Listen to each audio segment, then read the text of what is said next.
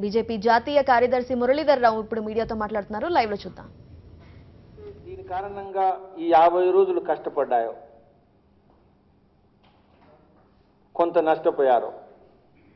ఆ వర్గాలకు లాభించేటువంటి విధానాలు ప్రభుత్వం ప్రకటిస్తుంది, పార్టీ దానికి సహకరిస్తుంది, డిమాండ్ చేస్తుంది.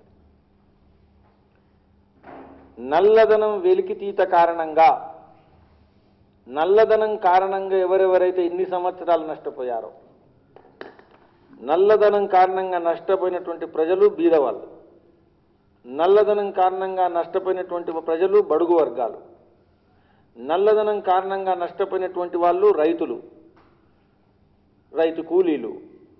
కాబట్టి నల్లధనం వెలికితీత తర్వాత వచ్చేటువంటి దేశానికి వచ్చే ఏ లాభం ఉన్నా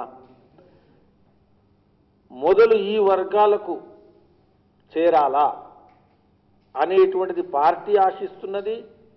ప్రభుత్వం కూడా ఆ దిశలో ప్రకటనలు చేయడం ప్రారంభించింది. కాబట్టి ఖచ్చితంగా డిసెంబర్ 30 తర్వాత ఈ వర్గాలకు వచ్చినటువంటి నల్లధనాన్ని కారణంగా లాభించేటువంటి విధానాలు ప్రారంభమవుతాయి. కాబట్టి ఈ యుద్ధంలో ప్రతిపక్షాలు ఏవైతున్నాయో అవి ఖచ్చితంగా నల్లధనాన్ని సమర్థించేటువంటి రాజకీయాలు చేస్తున్నాయి. భారతీయ జనతా పార్టీ నల్లధనానికి వ్యతిరేకంగా బీద బడుగు వర్గాల అండగా నిలుస్తున్నది.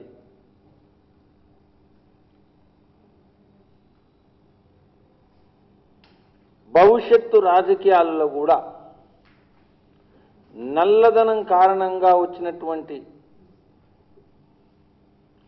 ఏదైతే నష్టాలున్నాయో వాటిని తీసేయడం కోసం రాజకీయ సంస్కరణల ఉద్యమం కూడా భారతీయ జనతా పార్టీ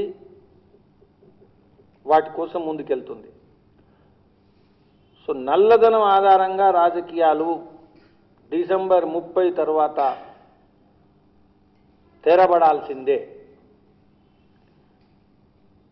కాబట్టి భారతీయ జనతా పార్టీ సంపూర్ణమైనటువంటి కార్యకర్త బలాన్ని నల్లధన వ్యతిరేక యుద్ధంలో ఉపయోగించబోతున్నది. నిర్ణయాత్మకంగా మేము ఉద్యమంలో ప్రచారాన్ని తీసుకోబోతున్నాం, ప్రజలను సమీకరించబోతున్నాం. ప్రతిపక్షాలు చేసేటువంటి రాజకీయాలను మేము రోడ్ల మీద ప్రజల మధ్యన ఎదుర్కోవడానికి సిద్ధం. దీనికోసం తెలంగాణ రాష్ట్రం ప్రత్యేకమైనటువంటి కార్యక్రమాలు రాబోయేటువంటి రోజుల్లో గ్రామానికి మేము ఇవ్వబోతున్నాం.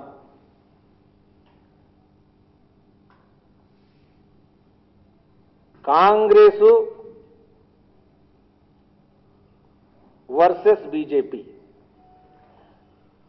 నల్లధనం వర్సెస్ వైట్ ఎకానమీ,